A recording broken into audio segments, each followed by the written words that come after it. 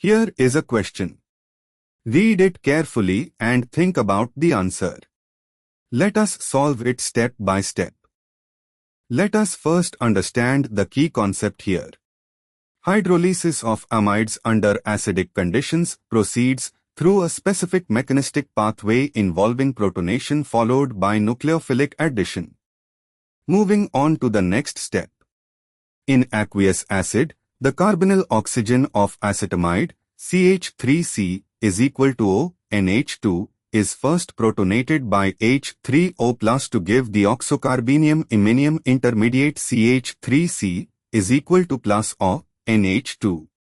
This activation makes the carbonyl carbon more electrophilic. Moving on to the next step. The key step is the nucleophilic addition of water, H2O, to this protonated, activated form of acetamide, I, to CH3C, is equal to plus O, NH2.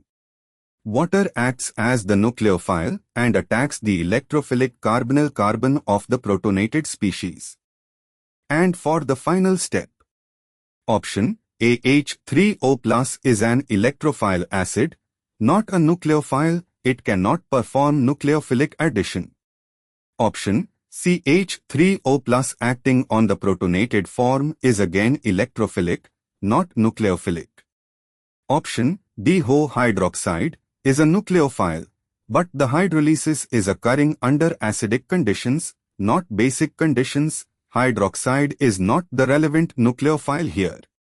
The nucleophile is H2O and it adds to the protonated acetamide, CH3C, is equal to plus O, NH2, which is option B. Therefore, the correct answer is B.